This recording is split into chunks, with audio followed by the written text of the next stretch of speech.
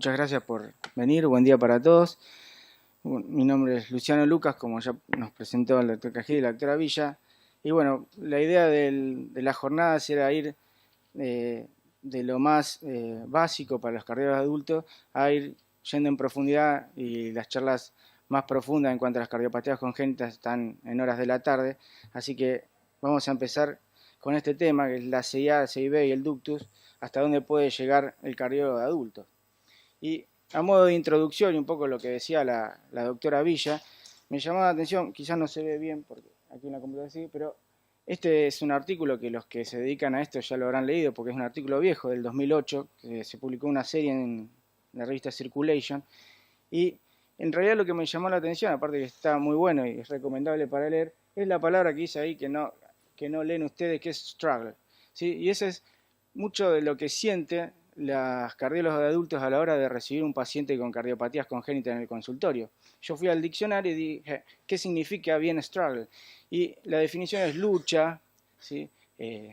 Debate, forcejeo, y así es como nos sentimos muchas veces, y muchas veces no le damos al paciente lo que realmente necesita. Entonces sufre el médico y sufre el paciente. Y haciendo un poquito de números, porque me pareció interesante, no tenemos números certeros en cuanto a los adultos con cardiopatías congénitas en la Argentina, pero puede ser extrapolado desde otras poblaciones, ¿sí? No hay una condición que haga que aquí en Argentina sean más o menos que en otros lugares del mundo. Y sí tenemos estadísticas, por ejemplo, de una provincia de Canadá, Quebec. Esto fue publicado en el año 2000. Ahí estimaban que había alrededor de 4 casos cada 1000 adultos de cardiopatías congénitas en todo su espectro. 9% de ellas eran cardiopatías congénitas severas, ¿sí? Y estimaron en ese registro que alrededor de que aumentaban la incidencia de adultos con cardiopatías congénitas alrededor de un 5% por año. Yo tomé ese número, hice lo que hacen varias guías, extrapolarlo a la población nuestra, y para eso tomé la encuesta nacional de hogares del INDEC del 2001, para que sean más o menos las mismas fechas, y en ese momento en Argentina teníamos alrededor de 22.800.000 personas adultas mayores de 20 años, y extrapolando, como les dije, esos números a nuestra población, me dio que en el 2001 teníamos alrededor de 93.000 pacientes con cardiopatías congénitas, ¿sí? 8.400 de ellos deberían ser severos, y en el transcurso del 2001, en estos 15 años, se estima, utilizando estos números, que ha aumentado la población en alrededor de 70.000 personas, con lo cual hoy estaríamos hablando, ¿sí? Obviamente un estimativo, que hay circulando por los hospitales privados y públicos alrededor de 150.000 personas con algún tipo de cardiopatía congénita. ¿Y cuál es el problema? Que los pacientes con este tipo de cardiopatías tienen una tasa de mortalidad que va entre 2 y 7 veces más que la de los coetáneos sin cardiopatías, y muchas veces son patologías que han sido asintomáticas en el transcurso de su vida, y cuando se asocia algún tipo de cardiopatía o algún tipo de cardiopatía adquirida, bien digo, puede ser que empiecen con síntomas. O sea, pacientes que nunca tuvieron síntomas, que su cardiopatía nunca les dio problema, y cuando empiezan a tener algún tipo de cardiopatía tan prevalente como la hipertensión en Occidente, por ejemplo, la cardiopatía isquémica, puede ser que empiecen a desencadenar síntomas que antes no tenían. Y yendo puntualmente al tema del cual voy a hablar en esta primera charla, es los cortocircuitos. ¿Cuál es el principal problema de los cortocircuitos? Los cardiólogos infantiles lo saben bien, es que hace ineficiente e ineficaz la circulación, ¿sí? El principal condicionante, bueno, los dos principales condicionantes de la llegada de oxígeno a los tejidos es el gasto cardíaco y el contenido arterial de oxígeno, ¿sí? Cuando hay un cortocircuito, una comunicación derecha-izquierda, en el caso de que esta sea izquierda-derecha, lo que se afecta principalmente es el gasto cardíaco. Cuando se invierte la circulación y va de derecha a izquierda, el principal problema es que afecta el contenido arterial de oxígeno. Cualquiera de las dos cosas hace menos eficiente la circulación y demanda más exigencia al corazón. Y como esta charla estaba enfocada en un primer momento para cardiólogos de adultos, yo quise tratar de contestar cuáles eran las preguntas que nos hacemos a la hora de recibir a estos pacientes. Y las resumí en estas 4. Puede haber otras, pero las que me parecieron más importantes. Primero, ¿cuándo debemos sospecharlo? Pacientes que no vienen con diagnóstico, y por ahí a nosotros se nos pasa porque nunca lo sospechamos. ¿Qué evaluar cuando sabemos que tienen algún tipo de cardiopatía congénita? Si es necesario cerrarlos o no, muchas veces nos preguntamos, y cuándo deberíamos derivar estos pacientes a un centro especializado o a algún especialista que esté en nuestra institución. Y para eso me pareció muy interesante hacerlo mediante ejemplos. Esta es una paciente de 70 años que vino a la consulta porque refería a tener mucha disnea ante actividades habituales y que esto había ido increyendo en los últimos años, ¿sí? En el electrocardiograma no se veía gran cosa más que un bloqueo de rama derecha, pero cuando le pedimos la placa de tórax vemos cómo hay una gran redistribución de flujo, una marcada rotación a la derecha, o rotación horaria del corazón, y una gran aurícula derecha, Cuando le hacemos el ecocardiograma vemos esto. La señora tenía una CIA, ostium secundum muy grande, ya tenía hipertensión pulmonar, el shunt estaba balanceado, ¿sí? Y la señora, la verdad que estaba muy sintomática. Otro caso, una paciente que vemos con el grupo de interconsultas, en realidad una señorita muy joven que estaba en plan de una CPRE y nos solicita una evaluación prequirúrgica. Cuando vamos, la señora no tenía ningún tipo de síntomas, si bien no hacía actividad física, pero lo que sí tenía en el electrocardiograma, un bloqueo incipiente de rama derecha y P negativas en cara inferior, ¿sí? Con un ritmo auricular bajo. Se le hace el ecocardiograma y el ecocardiograma lo que nos mostró fue cavidades derechas algo dilatadas, hipertensión pulmonar leve, y se veía esto. ¿Sí? Este es un eje subsifoide, bicava, cava inferior, cava superior, para los que no hacen eco, aurícula derecha, aurícula izquierda, y vemos una CIA que parece ostium secundum, pero con una gran extensión hacia la cava superior. Y bueno, lo que tenía la chica, obviamente no contraindicó el procedimiento, pero fue un hallazgo y era una CIA.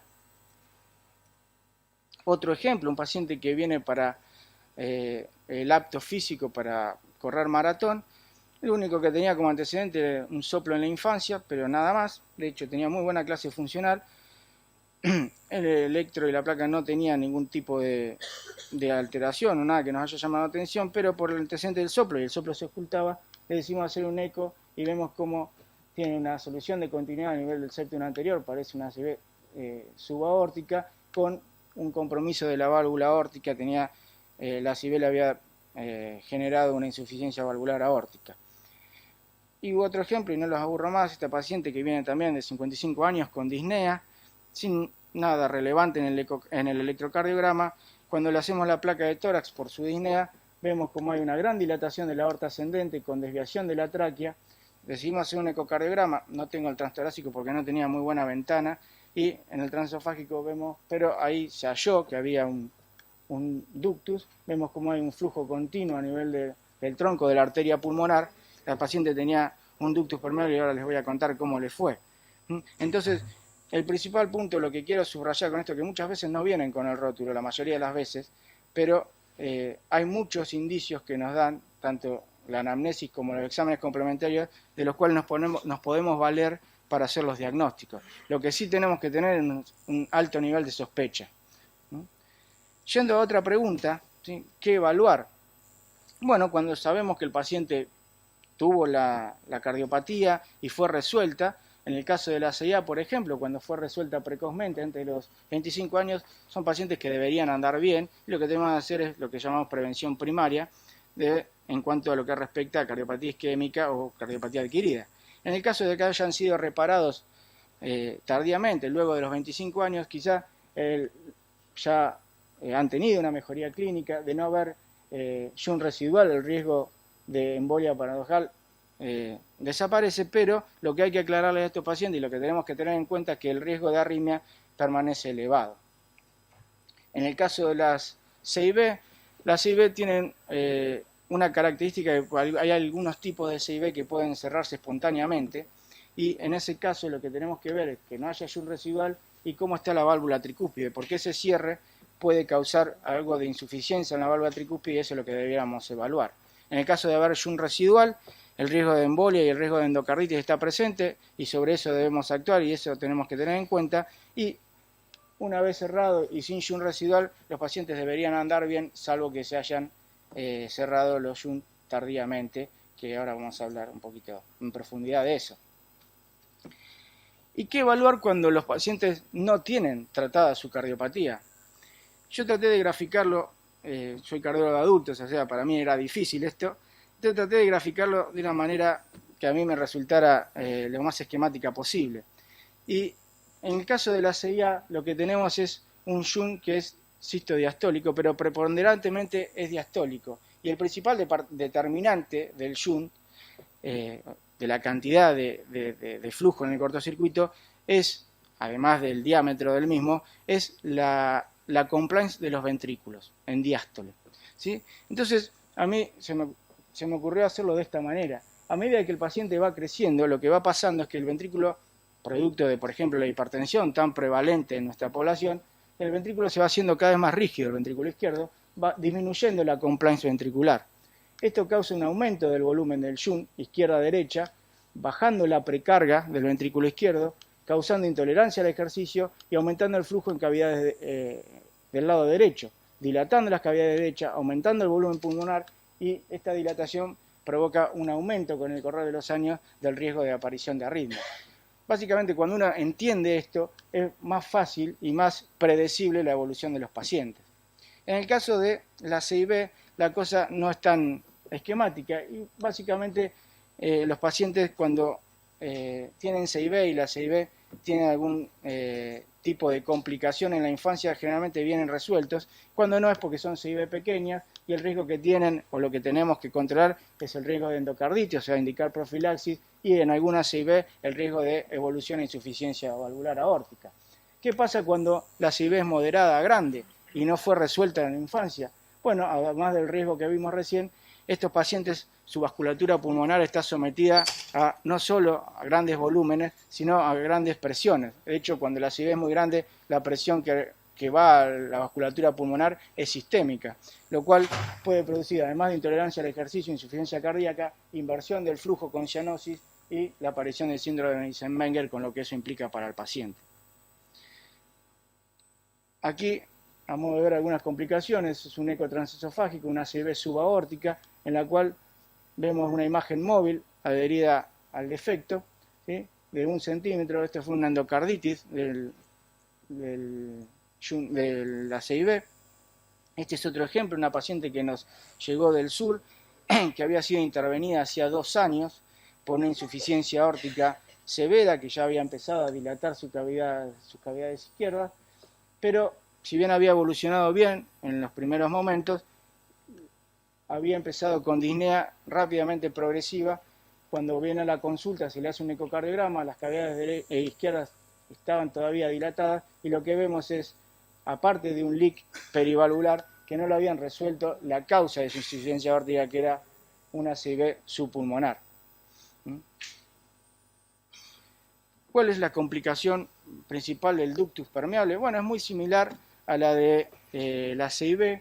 Lo único que agrega es esto que está descrito, si bien no es muy prevalente, es que el flujo diastólico a nivel aórtico, que puede producir robo coronario y esto angina de esfuerzo con coronarias normales.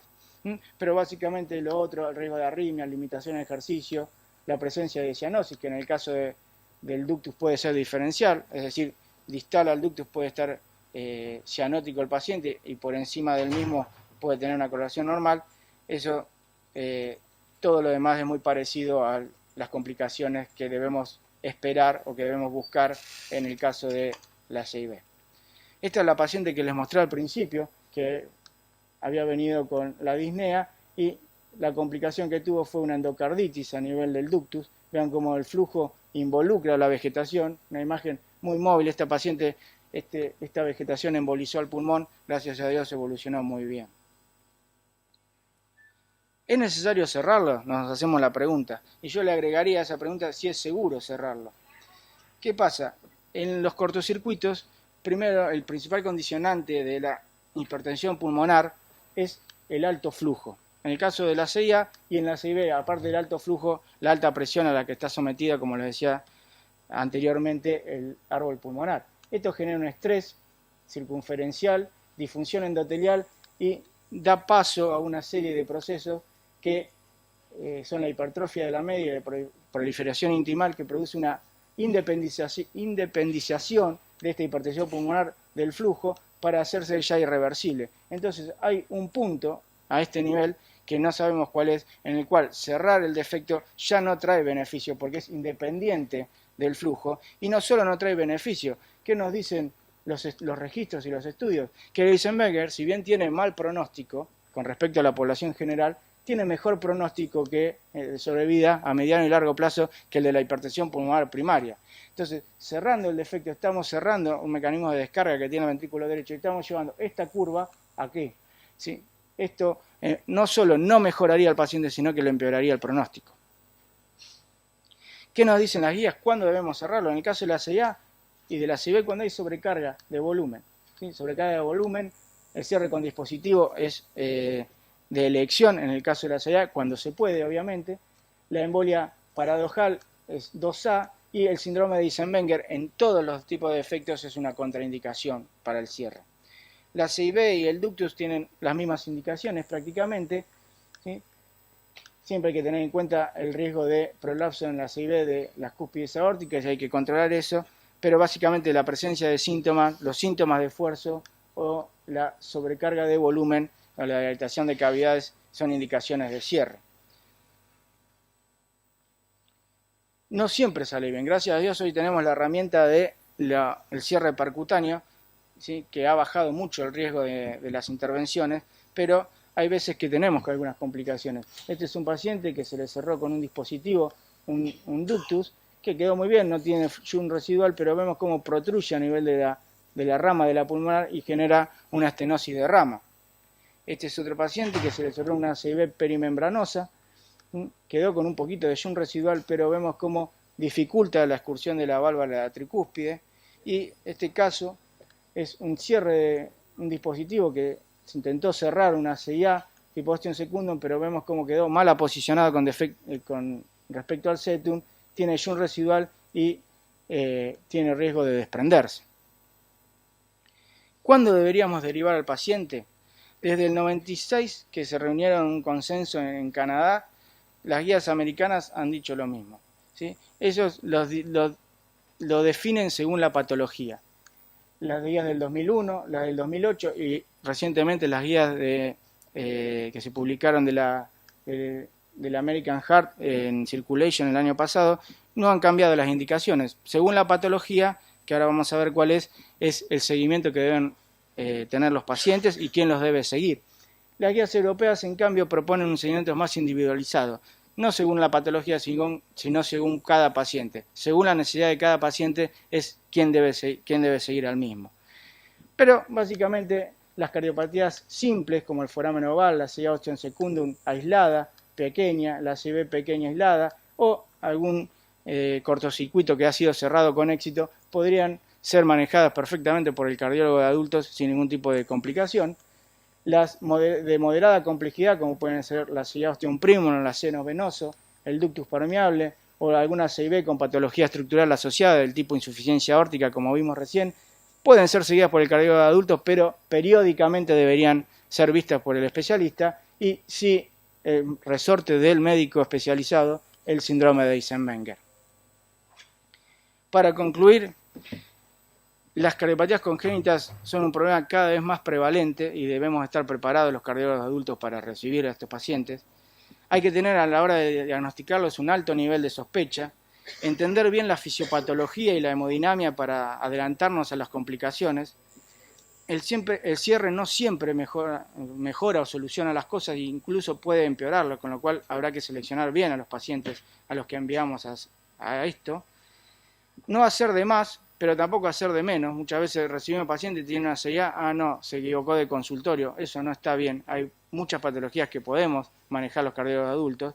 Y finalmente, darle una mención especial a lo que es muy trascendente, es la transición.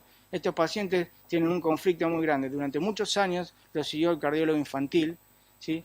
Y tienen que pasar a la cardiología de adultos. Esto es muy traumático, no solo como acabo de describir para los médicos, cardiólogos de adultos, sino también para el paciente, y debemos hacer que esa transición sea mucho más fluida y esto va a redundar en beneficio para los pacientes. Muchas gracias.